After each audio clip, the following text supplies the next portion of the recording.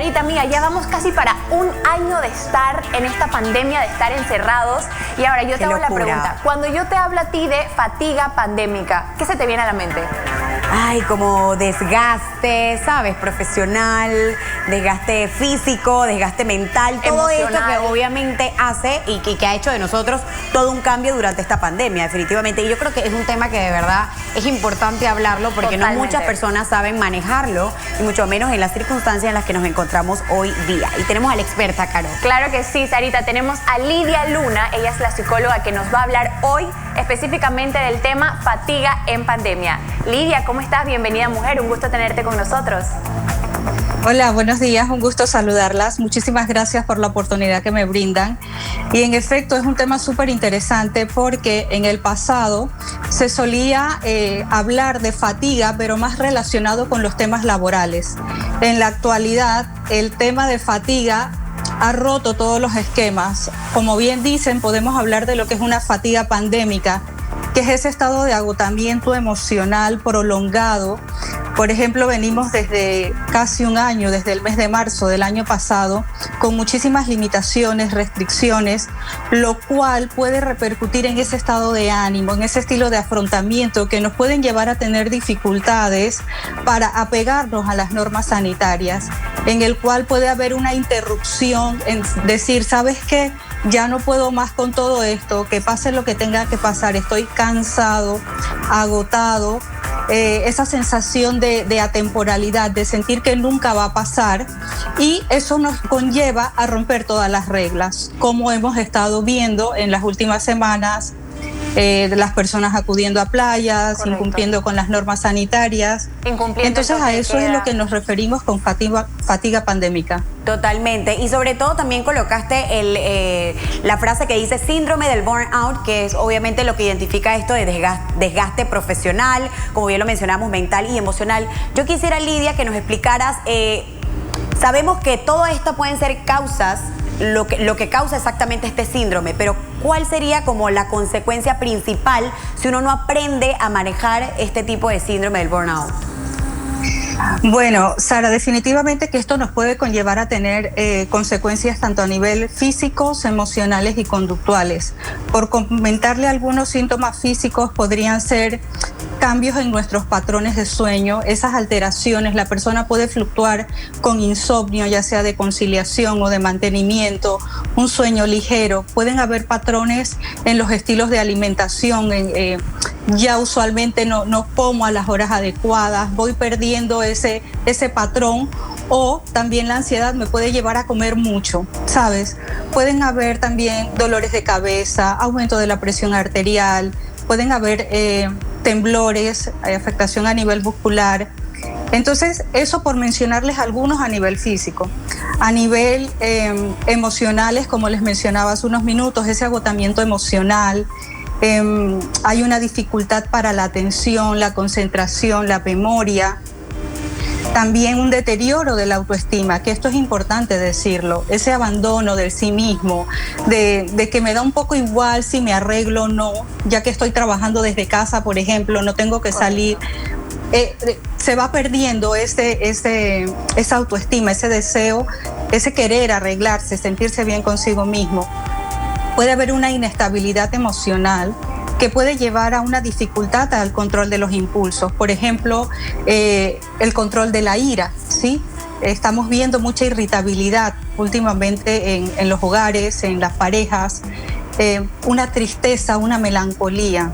Y a nivel conductual, pues nos puede conllevar a tener ciertas conductas como conductas de riesgo, como son el consumo de sustancias ilícitas, ya sea de sustancias estimulantes o relajantes. No voy a entrar en detalles en cuáles, claro, ¿sí?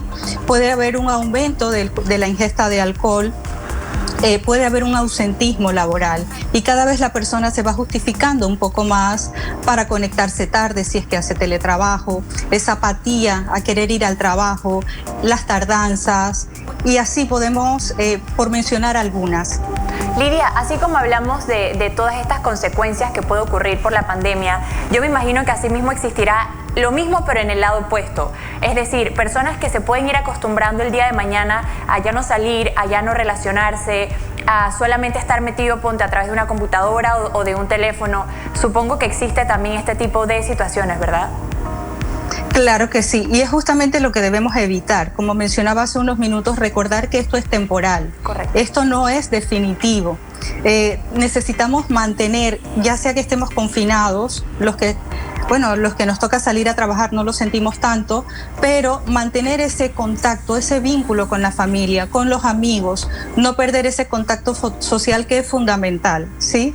Sí, totalmente. Lidia, ahora hablándote un poquito de esto, ¿cómo podemos manejar esta situación una vez que nos estemos dando cuenta de que ya estamos entrando en este tipo de actitudes o sentimientos de ya no querer, ya sea que no queremos o sea, de que no queremos salir o al contrario que queremos ya salir, que ya no aguantamos más? ¿Cómo podemos manejar este tipo de sentimientos?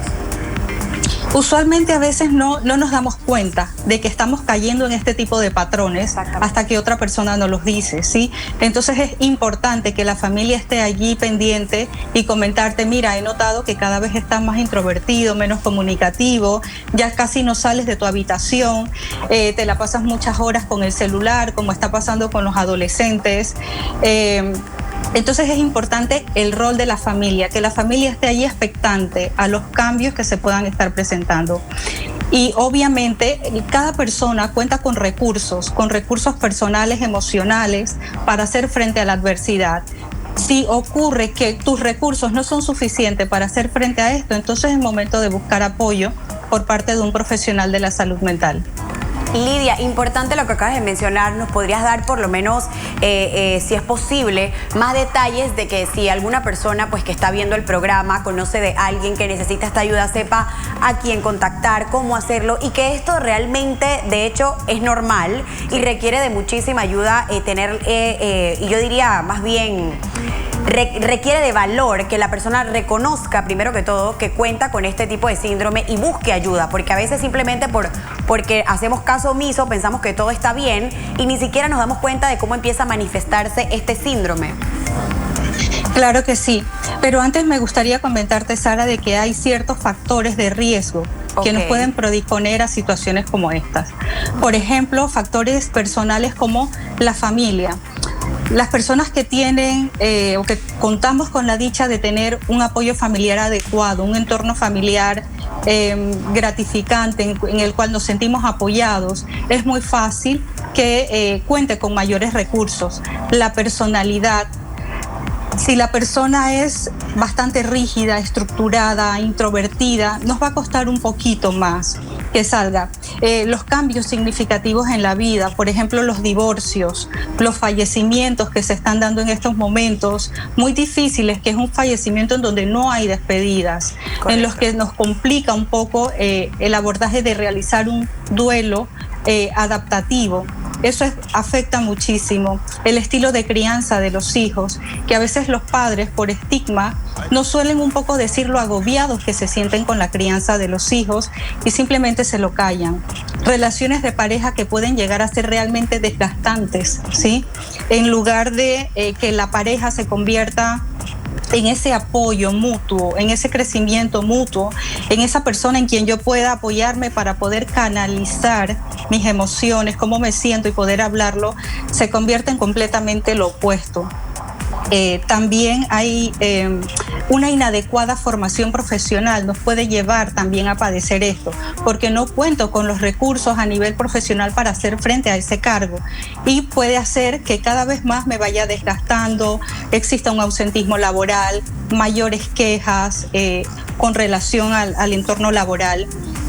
Factores sociales como la necesidad, por ejemplo, de muchos profesionales, esa necesidad de ser exitosos, de exigirse tanto a sí mismo que van dejando de lado otras partes. Entonces se centran mayormente en esa necesidad de reconocimiento y de éxito, que a final de cuentas pues los conlleva a un aumento de los ingresos económicos, pero ¿es realmente eso lo que quiero para mi vida? ¿Es realmente eso lo que me va a llevar a tener un mayor bienestar emocional? Y pues como mencionabas al principio, Sara, no sé el nombre de tu compañera, ¿verdad? Carolina también Castillo, mucho gusto, Lidia. ¿Perdón? Carolina Castillo, mucho gusto. Un gusto, Carolina. También la pandemia, que nosotros no lo podemos dejar de lado, que es uno de los factores de riesgo para este síndrome.